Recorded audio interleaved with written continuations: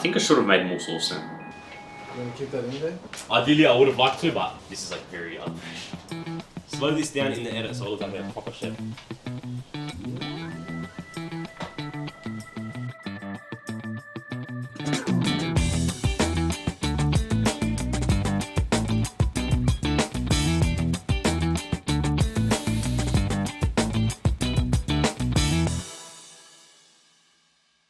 Every single person in the world loves steaks, even vegans, they're just in denial, and everyone loves sandwiches, so today we're going to make the absolute best steak sandwich I've ever made, and you'll probably ever make if you make this as well.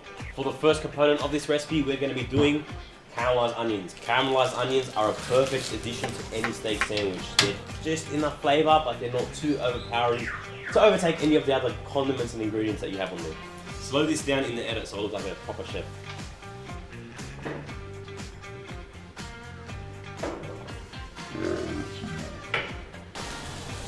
Sorry guys, gotta be carried away. Now the next step for our steak sandwich recipe is the chimmichurri sauce. It originates from Argentina and looks like tabbouleh, which is a Lebanese salad, but I'm telling you it is a perfect pairing, and once you try it, you'll love it. Now what we have here is some fresh parsley. Now what we're gonna do is roughly chop and then place into our food processor. Next up we have a capsicum or a bell pepper if you're in America, but it's a capsicum. Quick stir. Or, see how much easier it is? It would have been easier if they were softer. Now, third ingredient for our chimichurri is a shallot. Once again, running out of room there. I promise I'm usually better when the camera's not on. Next up is 2 cloves of garlic. Now, being Lebanese, I love my garlic, and you can be tempted to put some more, but the star of the dish isn't the garlic, so take it easy this time. Every time I smash garlic down like that, it's like that scene in Harry Potter, Half-Blood Prince, when he's reading the book and he learns how to make. How did you do that? Sauce it up, make it look good. No, the instructions specifically say to cut. I think I should have made more sauce then.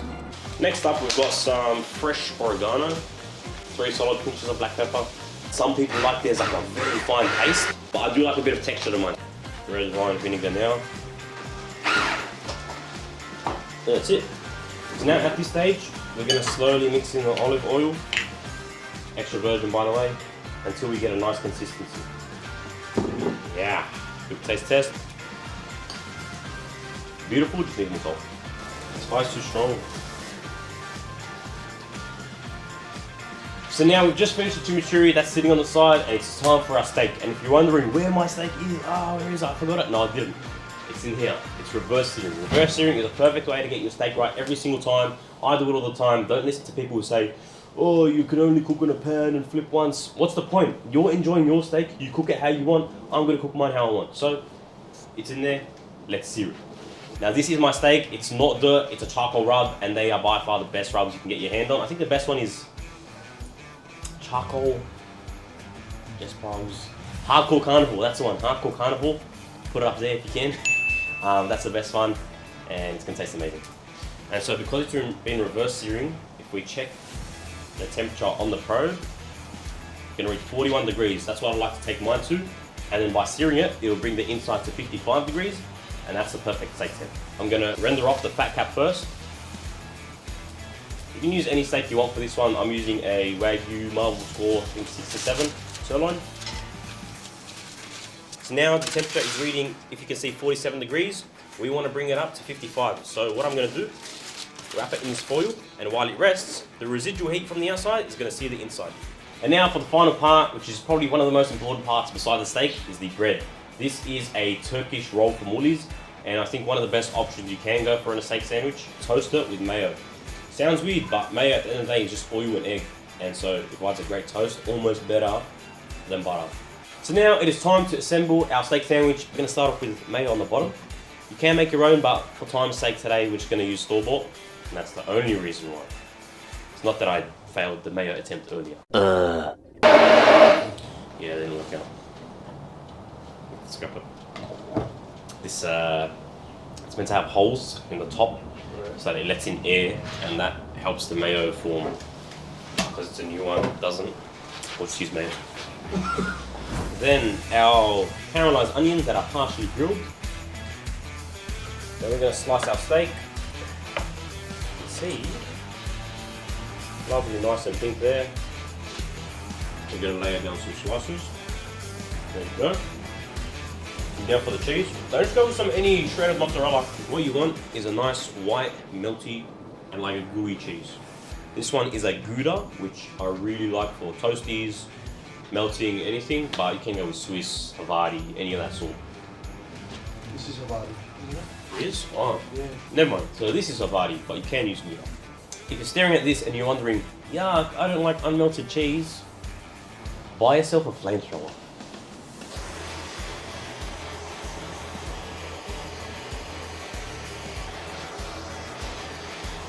Now on this bed of melted chewy goodness, we are going to put our chimichurri sauce.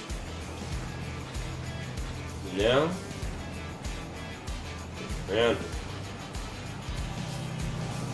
Now that is our steak sandwich. Now this dripping, oily, delicious mess is our steak sandwich. Melted cheese, semi-perfectly cooked steak, a semi-authentic chimichurri, and store-bought mayo. So let's have a bite. And I'm going to enjoy it, obviously. We'll go from there. Oh. Yeah, upside down.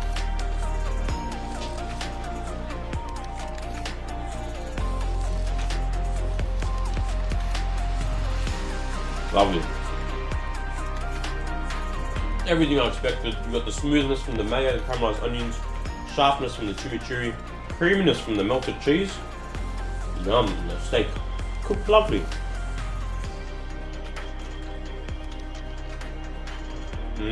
Perfectly chewy bread too.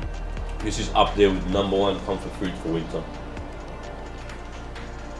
As you can see, guys, I made a mess, but I clearly enjoyed myself, and I hope you do too when you make this recipe. And make sure to like, comment, subscribe, all that good stuff. Let me know if you want me to make anything next in the comments below, and until next time.